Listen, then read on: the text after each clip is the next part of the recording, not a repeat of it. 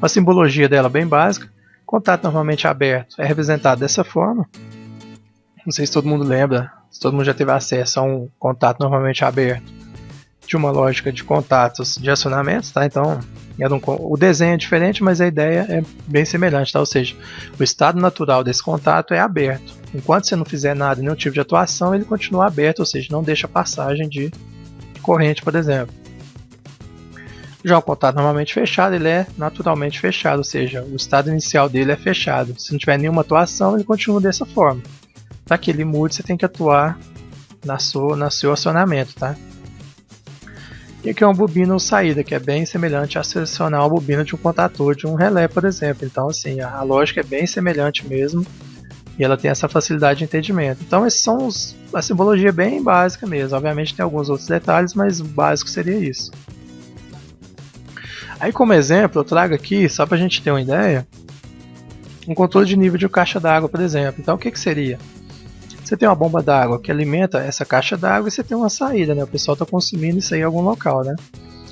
Então, você teria que fazer um controle disso, ou seja, eu não posso deixar faltar água, né? Então, de alguma forma, eu tenho que controlar isso aí. Eu tenho que colocar alguma coisa, fazer algum sistema aí, para que a gente consiga controlar o nível dessa caixa d'água. Obviamente é um exemplo bem simples, tá, gente? Mas já que elucida bem aí como é que é o funcionamento de um CLP, suas entradas, enfim. Qual que é a solução proposta aqui?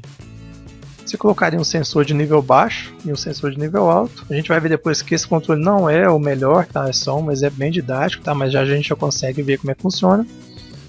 E aqui seria a minha programação, tá?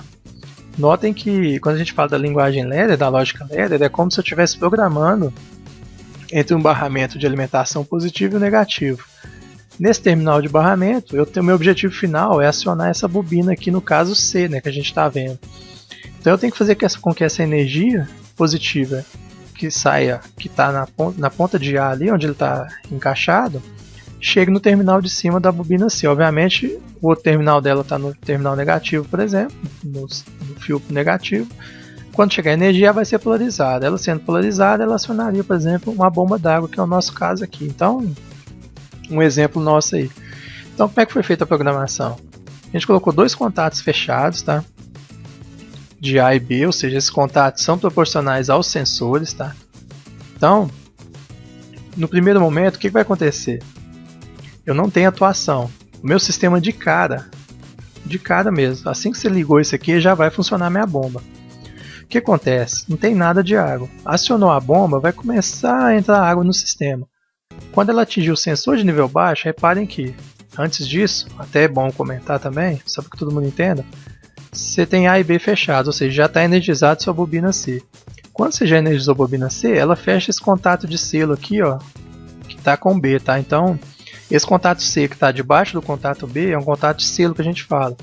Então, começou o sistema energizado, que é o que vai acontecer, que não teve atuação de nada, ou seja, já tem energia na bobina, ele já fecha esse contato de selo C, que é o contato da bobina. O que acontece?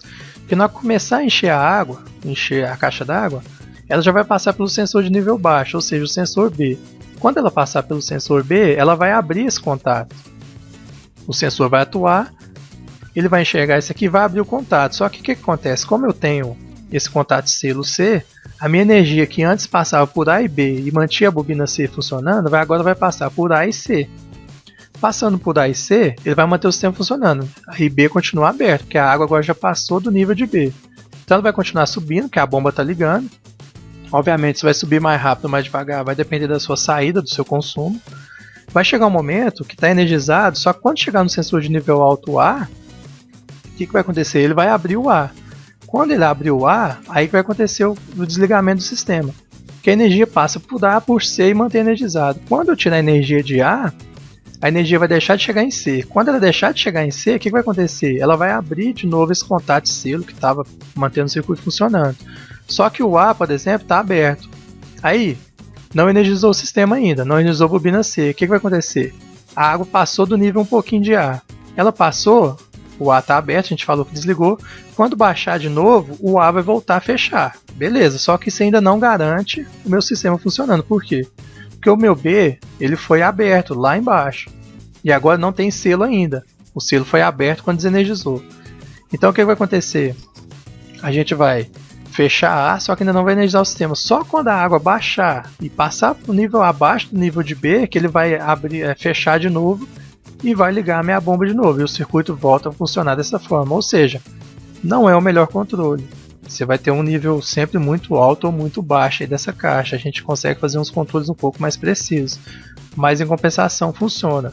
Só para vocês verem como é que é a lógica aqui de funcionamento da linguagem LED. Daqui a pouco eu vou mostrar para vocês no nosso simulador, tá? Então, um exemplo bem simples, tá, gente? Daqui a pouco eu vou mostrar ele no simulador mesmo. Quem não conseguiu entender efetivamente vai conseguir entender lá, tá? Então, vamos adiantar um pouquinho mais. Então, as aplicações de um CLP na indústria, tá? Na automação industrial, máquinas industriais, como operatrizes, por exemplo. Controle de energia, demanda, fator de carga, tá? Então, quando tem esse tipo de controle, você pode usar um CLP. Você tem aqueles horários de pico, quando tem horário de verão. Você quer controlar o fator de carga também do seu processo, você pode utilizar CLPs, tá? Então, todo esse controle de energia pode ser feito. Aquisição de dados de supervisão, ou seja, para você controlar o processo através de sistemas supervisórios, você pode utilizar o PLC. Na verdade, você deve, né? Que é o melhor sistema para aquisição e controle aí, né? Bancadas de testes automáticos, aplicação mais didática aí também. Controle de processo com realização de sinalização, intertravamento e controle PID, ou seja, você pode sinalizar processos, intertravar isso. Intertravar é deixar que o sistema não funcione enquanto um outro sistema anterior não estiver funcionando, tá, gente? Então tem esse tipo de intertravamento, a gente vai comentar mais sobre isso mais adiante. E o controle PD, que é o controle proporcional integral derivativo, muito utilizado aí nas indústrias, tá? É um assunto também bem interessante, dá bastante aula sobre isso, tá? Então, o controle PD pode ser implementado dentro do CLP. As áreas que pode atuar: automobilística, área siderúrgica, área química, petroquímica, enfim, papel, celulose, têxtil, calçados, mineração, alimentícia. Todo tipo de processo onde você tem algum tipo de equipamento, tá? Você pode utilizar o CLP. Se você quer controlar algum processo, alguma máquina, você pode utilizar o CLP, tá, gente? Então ele é bem abrangente aí. Automação predial, o pessoal pode utilizar também, não só na indústria, tá? O pessoal pode utilizar na predial, apesar de ter outras tecnologias também que ajudam, mas nada impede de usar o CLP, tá? Alarme contra intrusos, todo esse tipo de conceitos de predial, tá, gente? Então, controle de painéis solares para aquecimento de água, funcionamento remoto de equipamentos, bem interessante também esse conceito, economia de energia. E quais são as tendências aí para o mundo da automação, especificamente do CLP, né? Aumenta o poder de processamento, cada vez mais os processadores estão evoluindo, tá? A microeletrônica não para de evoluir. Computação quântica, tudo isso aí influencia também nos CLPs que acabam trazendo aí muitas novidades da área de tecnologia da informação e microprocessadores, então tudo isso vai contribuir na evolução aí dos CLPs também, né? O barateamento, que é igual eu comentei anteriormente, quando a tecnologia é lançada, ela é muito cara. Por quê? Porque foi feito todo um estudo, demandou todo um custo de uma equipe, e isso não está totalmente acessível. Até a questão também de patente, né? No começo, então, o negócio é muito caro. Depois que se expande, passa o tempo de patente e passa a ter uma produção em maior escala, e se tende a baratear. Então, o uso do PLC hoje em dia, dos equipamentos industriais, estão tendo esse avanço aí, né? Então, não só CLPs, tá, gente? Soft starter, inversor de frequência, tudo isso está tendendo a isso, tá? Obviamente, quando a gente fala barateamento, a gente fala questão de indústria, né? Empresa de grande porte, a gente mesmo não sente muito isso não, tá? Então, mas acaba chegando uma hora, tá? A massificação das aplicações, ou seja, ser utilizado em maiores, em quantidade maior de aplicações, tá? Descentralização da indústria, ou seja, aumento aí da indústria, expansão da indústria, tá? Tudo isso o CLPs pode contribuir também. Em campos não industriais, igual eu comentei, até o campo residencial é um exemplo, tá? O campo de energia e outros também, você pode utilizar o CLP. Tudo isso no agronegócio também, o pessoal utiliza muito, tá? Nas plantações aí, tem algumas aplicações bem interessantes. O pessoal hoje em dia com aquelas ordenhas também, tá? Tem algum tipo de controle que pode ser feito com CLPs, então, ou seja, não só coisas industrializadas, processos bem industriais mesmo. O PLC pode ser mais utilizado em outros campos também. não só em processo como também em produtos, ou seja, produção específica, né, de algum produto, você pode utilizar o CLP. Aqui é um exemplo do nosso simulador que a gente vai utilizar, tá? Esse CAD acima é um simulador bem interessante, ele tem toda a parte aí de acionamentos elétricos, tá? Tem a parte também de uma parte básica de eletrônica, tem a parte também dos CLPs, obviamente, e tem até alguma coisinha sobre pneumática também, um assunto bem interessante também que a gente pode vir a tratar aí, né? Então esse é o nosso simulador que a gente vai utilizar. A versão dele mais atual, mais recente, é a 3.0, que veio com essas melhorias, questão de pneumática, mais modelos de PLCs para trabalhar, tá? Então esse é o simulador que a gente vai trabalhar. Aqui é uma bibliografia básica utilizada para a gente fazer essa apresentação, tá? Depois disponibilizo. E aqui um conceito final, aí, só para todo mundo ficar tranquilo em relação a isso.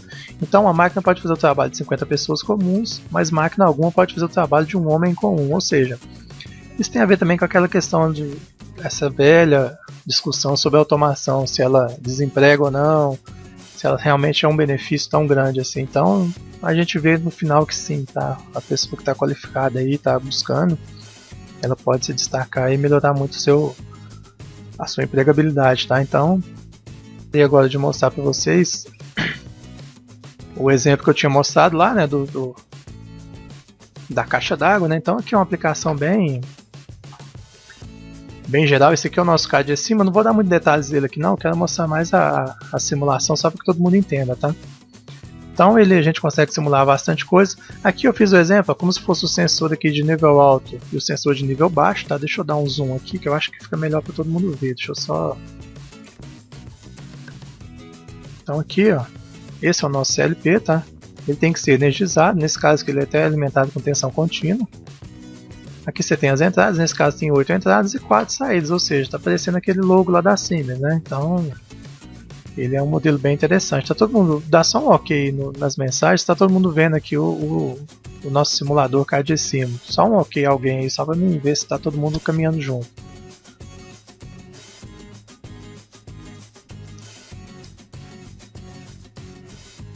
Para que eu confirme aqui que está todo mundo conseguindo ver aqui para me mostrar a simulação dele. Ok, né? Tranquilo. Então assim, gente. Então aqui seria que as duas chaves lá do exemplo, a chave de nível baixo e a chave de nível alto. Aqui na programação, por enquanto eu não vou dar muitos detalhes, não, só para a gente entender. Aqui nas entradas, eu coloquei na entrada I1 o meu sensor de nível alto, na entrada I2 eu coloquei o sensor de nível baixo, tá? E obviamente eu tenho que programar isso de acordo com o ladder. Na saída, o que eu coloquei? Eu coloquei uma lâmpada para indicar que a bomba está ligada. E coloquei também a bobina de contator que vai aqui, ó, energizar o meu motor lá, a minha bomba d'água, tá? Então aqui eu fiz um acionamento dela, com alimentação trifásica, enfim. E aqui é a parte de ladder mesmo, essa parte mais central aqui, ó. É a parte da programação ladder. Que eu tenho que indicar meu contato fechado de I1, ou seja, é igual na programação a gente fez, ó, tem uma lógica de contatos aqui. Contato fechado de 1, contato fechado de 2. Aqui eu chamei de Q1, na nossa apresentação estava C, tá? Mas é uma bobina para acionar. Ou seja, eu energizei isso aqui e ele vai fechar esse contato. Esse contato está relacionado com o Q1.